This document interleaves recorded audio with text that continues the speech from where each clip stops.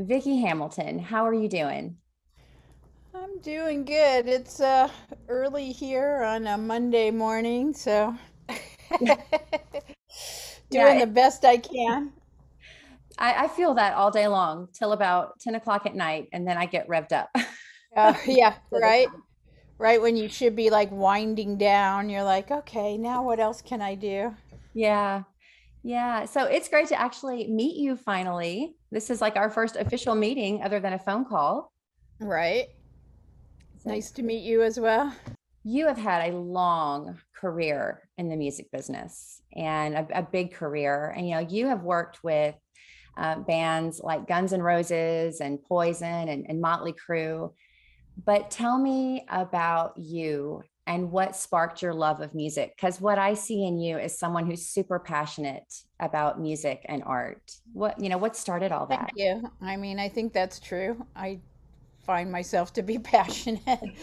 I also am someone that falls in love with potential. So if I see the potential in someone, it doesn't matter to me if they have the big numbers like most record companies. It's like I just want to develop it and bring it to the world. I mean, Guns N' Roses was a little band when I started working with them, you know. So, yeah. Uh, I love music. I love art. I love film. Anything sort of aesthetically inclined, I'm down for it, you know? That's awesome. And we need people to bring more of that, to the world. So it's not so limited. We need people that have an eye for that, that can, bring more art and creativity out there and give it an opportunity. Agreed. I mean, I think in the 80s, we spent a lot more time developing acts and not so much now. It's more like the 60s where you throw a single out there and see if it sticks, and then if it doesn't, moving on to the next thing. It's very hard for new artists in that sort of climate. Yeah. Well, what do you look for in talent? Because you manage bands, right? And you have your own music label. I do, yes. Um, I don't know really how to describe what I look for other than I know it when I see it. It's like I want something new and different and exciting and could possibly have hits, but that's not like at the top of my agenda. It's like I want someone that has a great signature sound that could develop into, all the great artists that you hear them on the radio, and by the time it's into like the second or third note, you know who it is. I want an artist like that, you know. But I don't want to like copy the same artist that I've done. Like I'm not interested in doing Guns N' Roses or Poison Part Two. Right, right. Well, It we've seems had that. like those are the kind of bands that come to me now. It's like, okay, well, you did Guns N' Roses, so you'll love with us. And I'm like, okay, well, are you bringing something new and original to the party? Um, yeah. Absolutely. Well, you have a perspective on music that so many people don't get because you're behind the scenes and you're working on all the things. We listen to a great song on the radio or, on our streaming device and whatever we're listening to music on, and we get caught up in the music and we have our favorite artists, but we don't think about the people that make that happen, all the different hands that go into that. And so you're an integral part of bringing music to the consumer. Sure. It takes a village, not to quote Hillary Clinton, but I guess I'm going to go there. Uh, yeah, I mean, I think it starts with a manager like myself who has vision and can help an artist on its path to getting a signature sound and getting an agent and then hopefully a record label and a body of work, and then you need a publicist and a marketing person and a radio person and a tour manager. I mean, it really is a lot of people that are behind any one artist that's a success. Right. What's your favorite part of what you do? um, I like working with baby bands. I like to call them the beginners, because there's nothing more exciting for me than to see the light go on in their eye and go, "Oh, that's it." That's the sound. That's what I want. To me, that's really fulfilling. It's like to help somebody else figure out what their art form is. Absolutely. What's your creative process? What would that look like for someone like you that's, not necessarily maybe writing songs every day, but what do you go through in your creation of all of that? First of all, I listen to a band and decide whether I like it. I'm not really like doing a full on listen, like, is this a hit song or not? It's just whether, the singer can sing, they're not going flat, they have a vibe. And then, I go back in. It's by the third listen, I'm like listening for songs, but not usually the first. And then, I like to do a 6 month development deal with the artist so that I know that I can work with them because, management relationships are not not too much like or not too much unlike dating. It's like you have to know whether you get along with that person and you can like work with them and you know whether they're driven or not. Like I don't want to work harder than the acts that I represent. And then around the 6 month period, I decide if I'm going to manage them. Like Lovely World, the band, one of the bands I'm working with now, started out as a consult client, and now, I'm a full on manager with them. So, Yeah, they're great. I yeah, got to meet them and hear them perform at Parlor V. yeah, I'm so bummed I didn't get to go to that one. That was on their first trip to LA. They did very well when they came out here. Um, and we were back in Nashville this past summer, and I know they've been back there another time since. But when we were there this summer, they got an agent named Trip Brown, and who's with New Frontier Booking. And I actually met with Trip when I managed Guns N' Roses. It's like I've known him for a long time, but you know, I'm very hopeful for them in the next year. I think they're gonna do well. Yeah, yeah, I'm excited to hear some more from them because they're really making some waves there. I think they've Yeah, they are, and hopefully we're gonna have new music in January. I haven't heard it yet, but they tell me it's coming. So, Yay. yeah. That's awesome. Well, you have a book out. So anybody that's interested, because I'm not going to sit and talk with you today about all of these things. There Yeah, it let's is. more coffees, twin coffees. I think people, if they really want to get to know your history in the music industry, they need to buy the book and they need to read this. It is very thoughtfully and wonderfully written.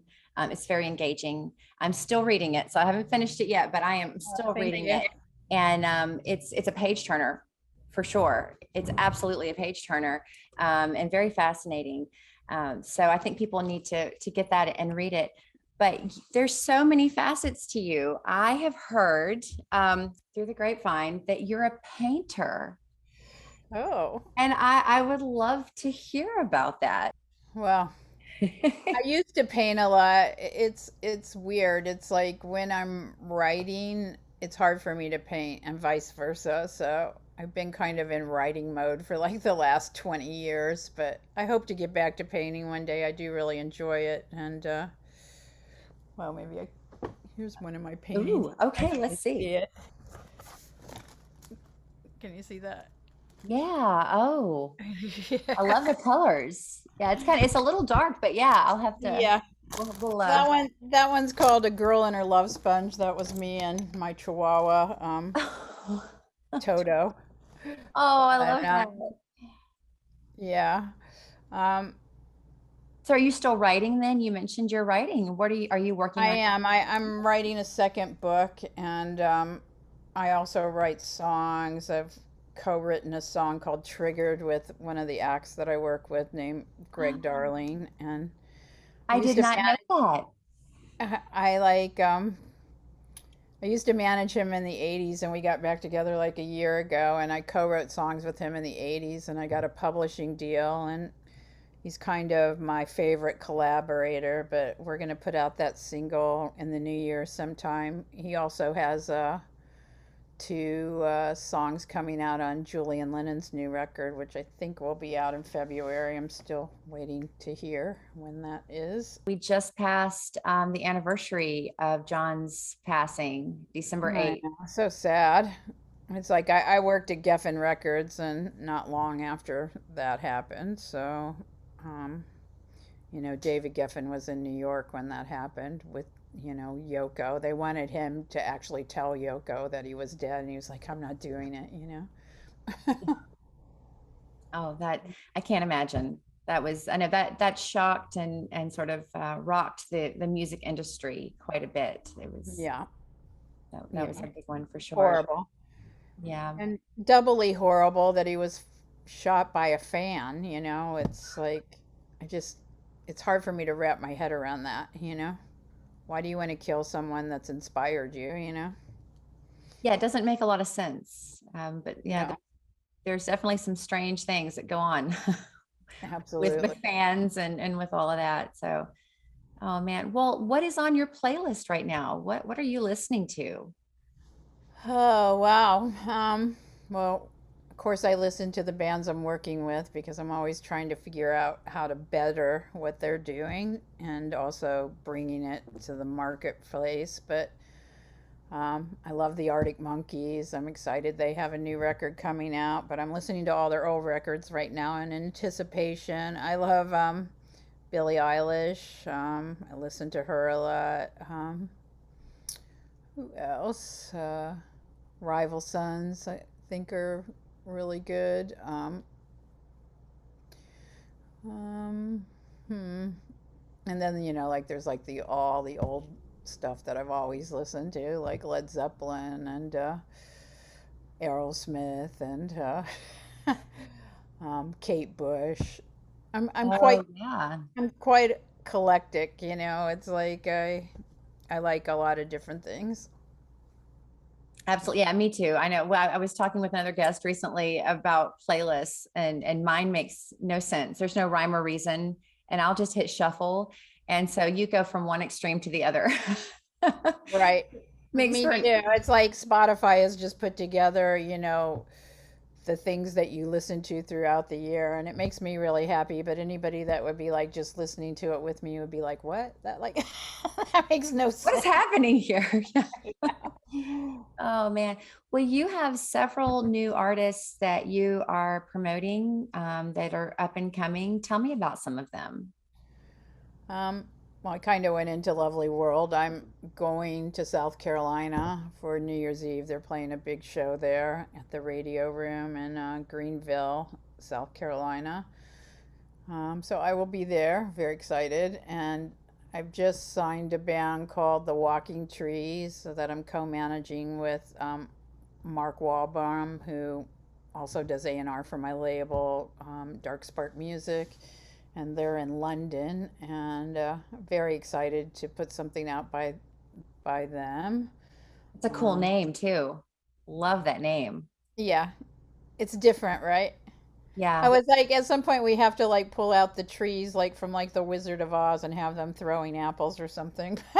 There you go. Or Lord of the Rings. Yeah, yeah, You that too. Yeah, yeah, they're kind of a modern day um, doors with some in excess thrown in there, and Oh, all right. That's awesome. yeah, the singer looks a little like Mick Jagger or something, and he also is a model, so it's like he's gonna be a lady killer. Well, he already is a lady killer, but he will be more of a lady killer soon, I think.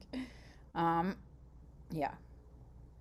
Um, and I mentioned Greg Darling, and I picked up another act called Insecure Frank from London, and he's going to be probably coming to LA in January. And Greg Darling just cut a track with him, so I'm probably putting that out in the new year. Um, and looking around for new stuff. I got a singer songwriter named Damian Sage. That's a great artist name to Yeah, have. That flows really well. I like yeah. And then the book, and we're taking a lot of meetings about with production companies about making it a TV series, and I've got some very cool writers working with me. So that's about it. It's enough, I think. I stay busy. Yeah, that definitely keeps you busy. What's your second book about? It's called How to Be, a rock star, and the lead singer's name is Queen Bee, and it's going to be illustrated, and it's basically a how to make it in the music industry, but fictionalized. Okay. All right. Yeah. Any kind of ETA on that, or is it still sort of churning out? No, it's like I like when I wrote Appetite for Dysfunction, I like booked a book tour before the book was done, so there's no way I'm doing that. It's like when it's done, it's done. And then I will put it out, you know. I'm not putting these like heavy restrictions that I did the first time I learned my lesson. Yeah, and deadline, there's nothing worse than a deadline to just sort of stifle that creativity and to just make you go, I've got Yeah, nothing. I have enough pressure, you know. It's like I run a record label and deal with artists, so it's like you know, that's my priority, so I'm not going to like put these heavy restrictions on myself. Right. Right, absolutely. Well, what is your wisdom for some of these artists out there that are trying to make it, or who are putting some music out? What are Vicky's words of wisdom? Because you have a lot of experience in this industry, and you've pretty much seen it all, I'm sure. So, I think I would say the main thing is be true to yourself. It's like when you start working in the industry, a lot of people want to tell you how to be, what to do, what to sound like. It's like you got to please yourself first because whether you succeed or fail, you want that to be your decision. You know, it's like, well, woulda, coulda, shoulda. You know, you should do what really is in your heart, you know? And absolutely. sometimes it's hard for me because you know, I want an artist to do a certain thing and they don't want to do it. And I just have to like take a seat back because it's not my career. I wouldn't want them to tell me how to write a book, you know? So Right. And that's important. So it sounds like you are listening to the bands that you manage, to your artists, and working with them, I partnering with. really try to, you know, it's like, I think before I released this book, I was a little harder on the acts, like when I worked at Geffen Records and things, you know. But now having written a book and gotten a lot of criticism from others, it's I don't know what's that saying that Eisenhower saying about you know if you get into the ring, those are the people that you have to listen to, not all the people that are like hiding behind a keyboard, you know, and Yeah. have a lot of opinions. I don't know.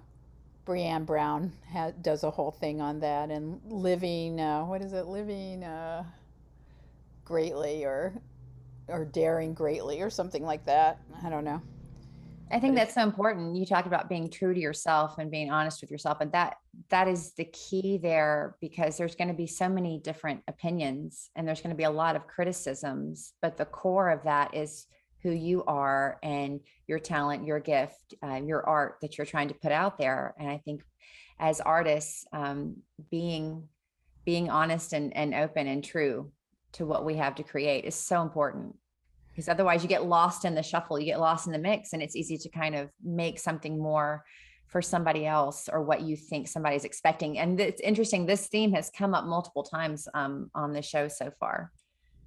yeah, it's absolutely true. You have to like, follow your own star, as it were. you know. So I And think I'm making an audio book that's on the table right now. I got a contract yay. to do that, so hopefully in the new year I'll be reading my book to people. But Oh, I can't wait to hear that. So the industry has changed so much over the years, and now you still have the traditional side of things, but there's so much on the independent spectrum. There's so much more opportunities for people to put music out. What are your thoughts on that? What have you seen the evolution of this industry become?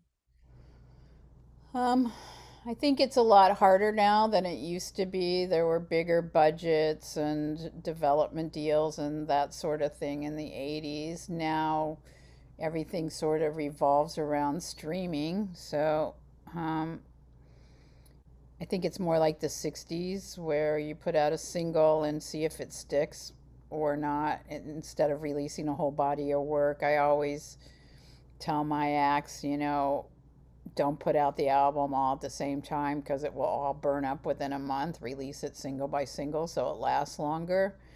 Um, in many ways, it's harder, but and then other ways, it's easier because bands control their own careers for the most part and they become little businesses. I think they call it the long tail theory, where there will be more acts that have careers, but they don't span like a Led Zeppelin or a Guns N' Roses or the bands that have like the huge sales.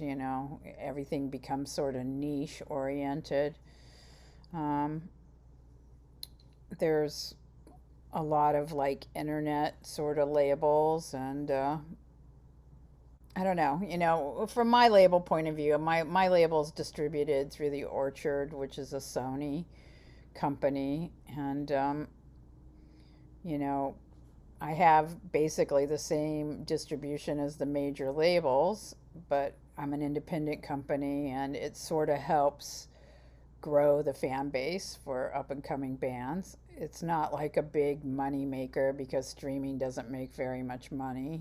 It's like 0.0004 every time a song plays, which is Right. pretty much nothing. So, yeah, I'd like to see the laws change in that regard. And Yeah. that's not a reflection on my distribution or anything. That's just what it is. I mean, I think Apple Music pays a bit more, but they're all like around that same parameter. That's important for people to know that. So if we want to support artists that we love, what is the best way for the consumer to do that? Because we want, that is definitely a difficult thing now. Well, it's kind of I look at the industry as like a three-leg table, and that's mostly touring, merchandise, and then recorded music. But the artist makes more money on, I'd say, merchandise because it pretty much all directly goes to the artist.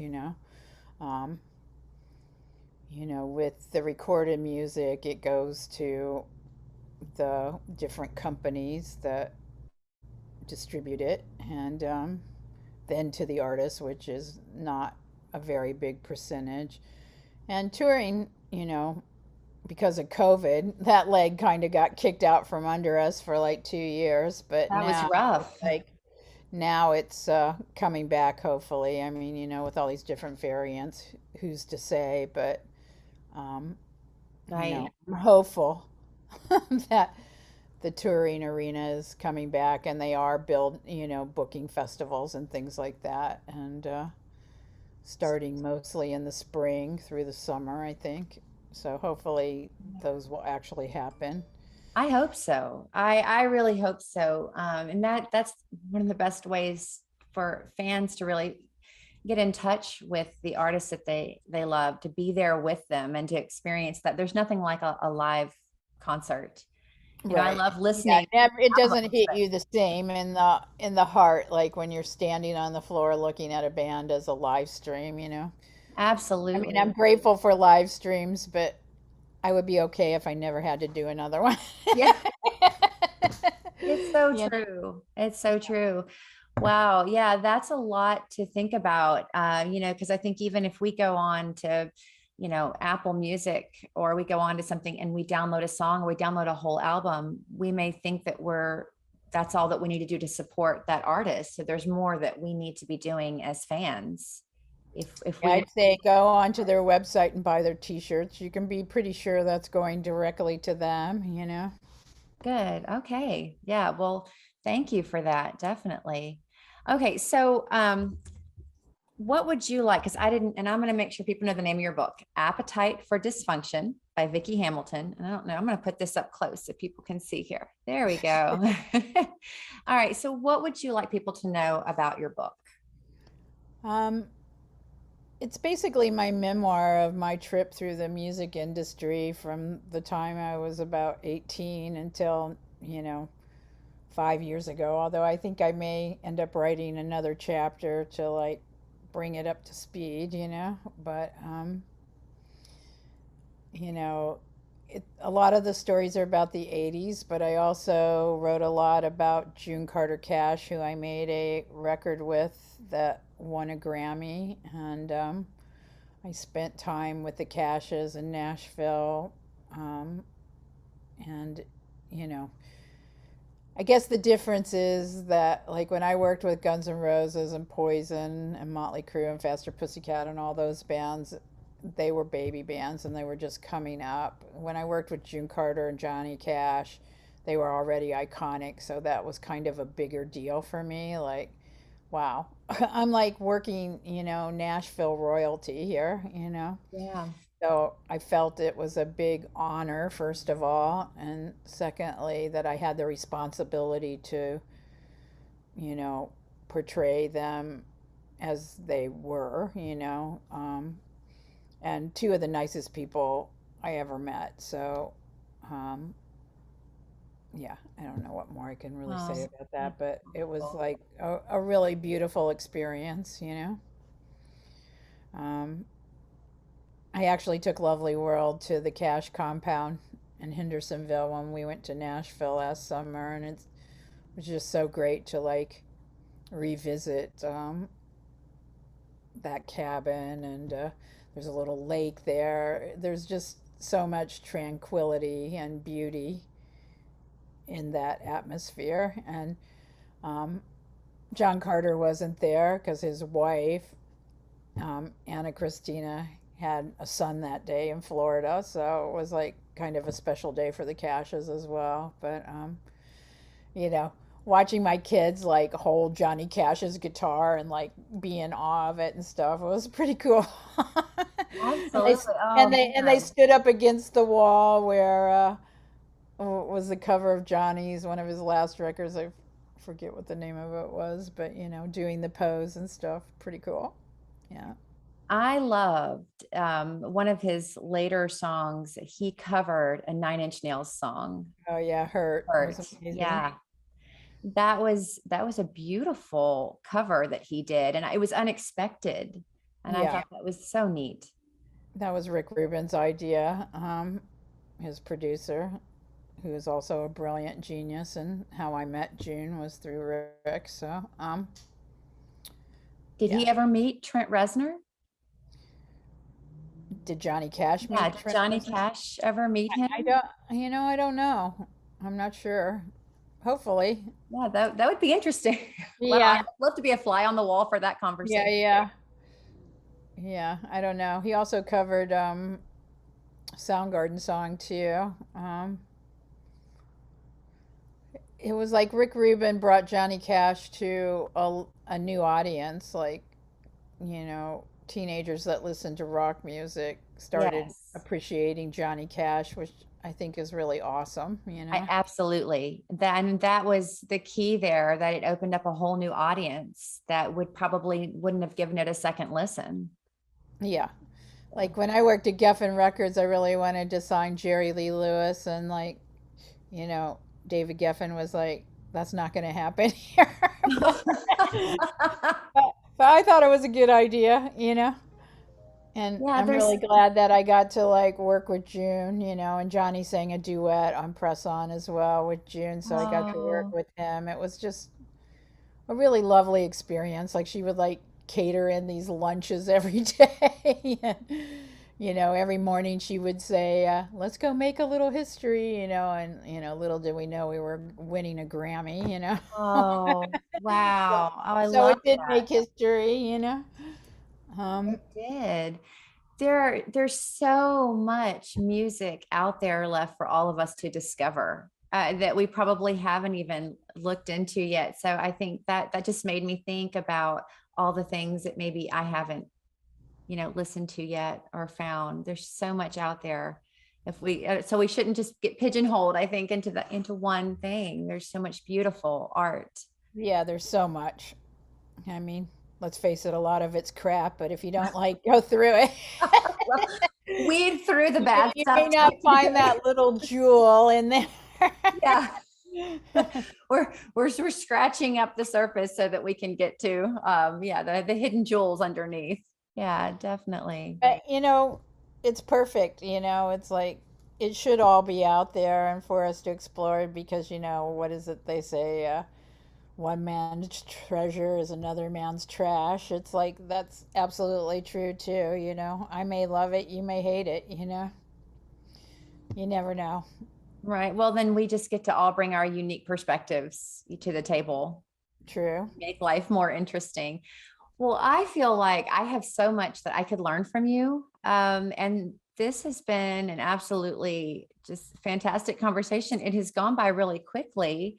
I just feel like we could talk for hours, and there's so much that I could learn from you and your wealth of knowledge and all We'll the do it again experience. sometime. Absolutely, definitely. Well, where can people find you? Where would you like people to follow you on social media? Well, if you'd like to buy my book, I will autograph one to you if you go to Vicky Hamilton, Vicky Hamilton, HAMILTON.com. And you can buy my book there. My record label is Dark Spark Music, so you can go to darksparkmusic.com. Um, I'm on Instagram as Aesthetic Vicky, or no, Dark Spark Vicky. So that I think my Facebook page is kind of full, but I think you can follow me there. I think that's pretty much it. Right. Well, before we go, what's your next big adventure? What are you heading into this week or in the coming month?